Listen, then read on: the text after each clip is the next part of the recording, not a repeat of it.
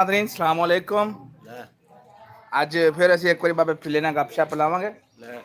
ਆ ਸਾਡਾ ਬਾਬਾ ਫਿੱਲਾ ਗਰਬੀ ਵਜਾਉਣ ਆਪੋ ਇਹਨੂੰ ਸੇਡ ਫਿੱਲਾ ਵੀ ਕਹਿੰਦੇ ਆ। ਇਹ ਮਤ ਸੋਚੋ ਕਿ ਦਾੜੀ ਇਹਦੀ ਚਿੱਟੀ ਆ ਕਿ ਕੋਈ ਦਾੜੀ ਮਨਾਉਣ ਲਈ ਕੁਛ ਹੈ ਨਹੀਂ ਦਾ। ਇਹ ਬਸ ਜਿਹੜੇ ਸੇਠ ਹੈ ਨਾ, ਇਹ ਸੇਠ ਅਸਲ ਸੇਠ ਜਿਹੜੇ ਹੁੰਦੇ ਆ ਉਹ ਇਦਾਂ ਦੇ ਮਲੰਗ ਬੰਦੇ ਹੁੰਦੇ ਆ। ਬਹੁਤ ਹੀ ਜੀਦਾਰ ਬੰਦਾ ਮਾਸ਼ਾਅੱਲਾ, ਇਹਦੀ ਦਾੜੀ ਰੱਖੀ ਹੈ ਮਾਸ਼ਾਅੱਲਾ ਬਹੁਤ ਹੀ ਅੱਛਾ ਬੰਦਾ। ਔਰ ਨਾਲ ਬੈਠਾ ਵਾ ਚਾਚਾ ਅਕਰਮ, ਇਹ ਵੀ ਆਦੇ ਵਕਤ ਦਾ ਸੇਠ ਰਿਹਾ ਵਾ। ਆਹ ਤਾਂ ਹਜੇ ਵੀ ਹੈਗਾ ਸੇਠ।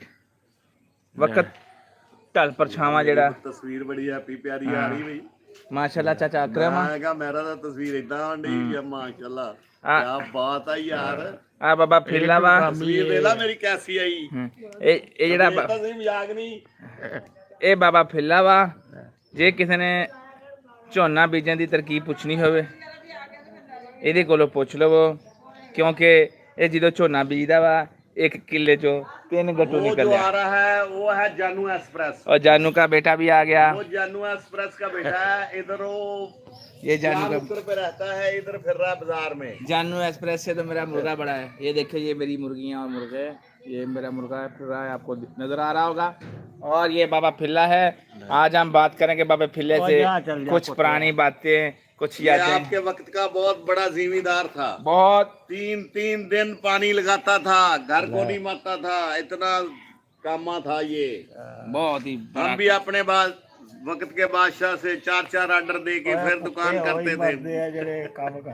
अच्छा बाबा फिलिया, ਉਹ ਕਹਿੰਦੇ ਸਾਰੀ ਉਮਰ ਤੂੰ 2 ਕਿੱਲੇ ਵਾਹੀ ਕੀਤੀ ਤੇ ਸਾਨੂੰ ਸੁਣਾਉਣਾ ਕਹਿੰਦੇ ਤੂੰ 3 ਜੋਗਾਂ ਸੀ ਤੇਰੇ ਕੋਲ। ਹੋਰ ਉਧਰ ਕੈਮਰੇ ਦੇਖ ਕੇ ਦੱਸ। ਇਹਨਾਂ ਕੋ ਉਧਰ ਕੈਮਰੇ ਦੇਖ, ਸਾਰੇ ਪਾਸੇ ਦੀ ਬਾਈ ਇਹਨਾਂ ਕੋਈ ਸੀਗੀ। ਇੱਧਰ ਨੂੰ ਮੂੰਹ ਕਰਕੇ ਦੱਸ, ਇੱਧਰ ਨੂੰ ਮੰਨਣਾ ਯਾਰ। ਉਹ ਨਹੀਂ ਮੈਂ ਨਹੀਂ ਕਰਦਾ। ਕਿੰਨੀਆਂ ਦੀ ਬਾਬਾ ਫਿਲਿਆ ਤੇ ਕਿੰਨੀਆਂ ਜੋਗਾਂ ਸੀ ਤੁਹਾਡੇ ਕੋਲ? ਮੈਂ ਪੁੱਤ ਪੜ ਕੇ ਦੱਸਦਾ ਕੀ ਲੈਣਾ। 100 ਜੋਗ ਸੀ। ਚਲ ਸੌਦਾ ਨਹੀਂ ਲੈਣਾ।